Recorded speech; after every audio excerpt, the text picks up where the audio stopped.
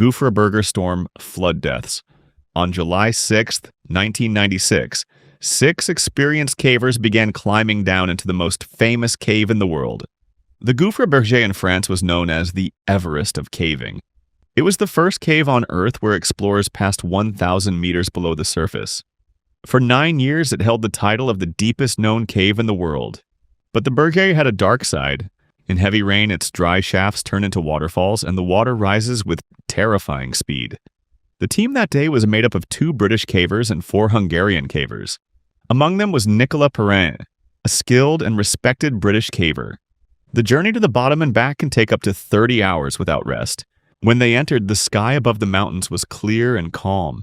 Then the weather turned. Heavy rain began to fall, and it did not stop for 24 hours straight. It caused the worst flooding the region had seen in years. Deep underground, the cave began to transform into a trap. Dry shafts became roaring waterfalls. Quiet streams swelled into violent rivers. The 6 cavers were spread through the deep sections when the flood hit. Nicola was caught by the rising water as she tried to climb toward the surface. The flood was too powerful and she did not survive. Far below, at 900 meters deep, the 4 Hungarian cavers were fighting their own battle. The water had cut them off, and the freezing cold began to drain their strength. One of them, a caver named Istvan, died in the darkness. The others could only wait, soaked and shivering, hoping someone would come. On the surface, one of the biggest cave rescues in French history began.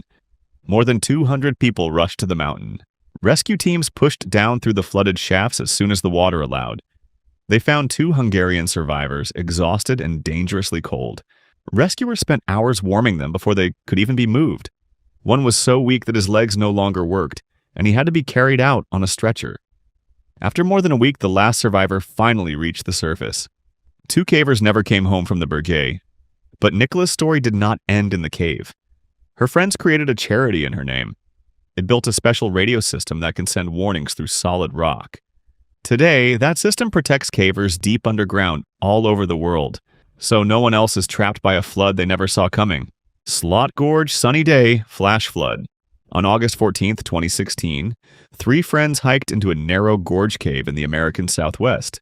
Their names were Ethan, Cole, and Priya, and they had been planning this trip for months. The slot cave was a winding crack in the desert rock, in some places barely wider than their shoulders. Its smooth stone walls rose 80 feet above their heads. Far above the sky was only a thin blue ribbon of light, and that sky was perfect. Bright, sunny, and without a single cloud. The forecast for their canyon promised sunshine all day long. What they could not see was a mountain range 15 miles away. Over those distant mountains, a massive thunderstorm was dumping rain onto bare desert rock.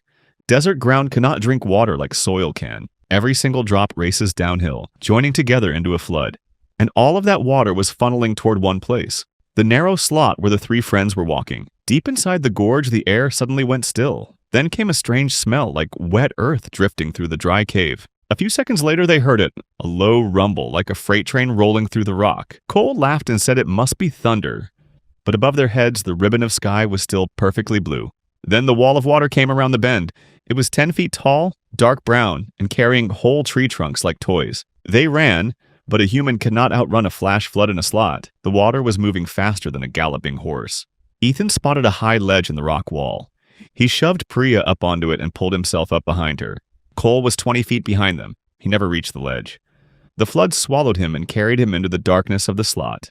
Ethan and Priya clung to the ledge as the water raged just inches below their feet. For 2 hours, they could do nothing but hold on and shout his name. Then the water dropped almost as fast as it had come. Desert floods vanished like ghosts. Searchers found Cole 2 miles downstream the next morning. Later, the rangers confirmed something chilling. The storm that killed him never came within 10 miles of the gorge. The sky above the 3 friends had stayed blue the entire time. In slot country, the deadliest floods arrive on sunny days. Show Cave Boat Tour, Flood Entrapment. On May 9, 2010, 12 tourists climbed into 2 small boats deep inside a famous show cave in Europe. Among them was a family of 3, David, his wife Anna, and their 8-year-old daughter Mia. The cave was one of the region's most popular attractions, an underground river flowing through halls of glowing rock. Electric lights lit the ceiling and handrails lined the walkways. It felt as safe as a museum. But the river flowing through the cave was fed by streams on the surface many miles upstream. And over those distant hills, a storm had been pouring rain for hours. Halfway through the tour, the boat pilot noticed something wrong. The water was climbing the marker stones on the cave wall, one by one. The gentle current began pushing harder against the boats. The pilot turned the boats around and rowed for the entrance. But the river had become too strong. For every meter they gained, the current shoved them 2 meters back. There was only one choice left. The pilot steered the group onto a high stone platform, an old viewing ledge above the river. Moments later, the current ripped both empty boats away into the dark. 12 tourists and 1 pilot stood on the ledge watching the water rise. Then the cave lights flickered and died. The flood had drowned the electrical system. 13 people were left in total blackness, holding up their phones for light. Below them, the river kept swelling. The gap between the water and the cave ceiling was shrinking by the hour. The air grew cold, and little Mia began to shiver against her mother. An elderly tourist named Henrik gave the girl his jacket. Hours passed in the dark, with only the roar of the water below. Then Henrik's legs gave out from the cold, and he slipped from the edge of the platform. David grabbed for him in the blackness, but the current tore him away in seconds. Near midnight, lights finally appeared under the water. Rescue divers had forced their way in through the flooded tunnel with ropes and spare masks. One by one, they guided the survivors through the cold black water toward the exit. Mia was carried out first, wrapped against a diver's chest. 12 people survived that night. Henrik was found by divers 2 days later when the river finally calmed. Today, that cave has floodgates and an alarm system linked to rain sensors upstream. Because a cave that feels as safe as a museum is still a cave. Alpazat Flood Entrapment Rescue. On March 17, 2004, 6 British soldiers were deep inside the Alpazat cave system in the mountains of Mexico.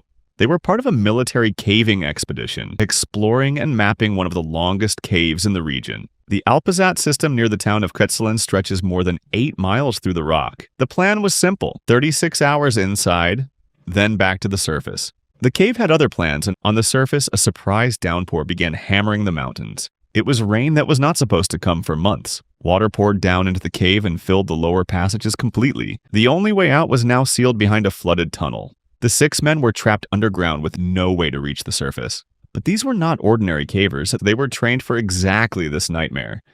They set up an emergency camp on a 15-foot ledge above the underground river. They had sleeping bags, a stove, a radio, and enough food for 2 weeks. While the flood raged below them, they cooked pasta with cheese. They even made instant chocolate cake on their little stove.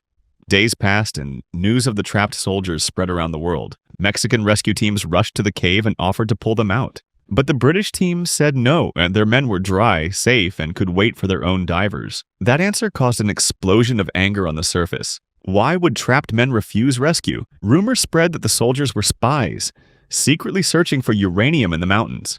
The governor demanded answers, and a diplomatic storm grew between the 2 countries. Meanwhile, 2 of Britain's best cave divers flew in from London.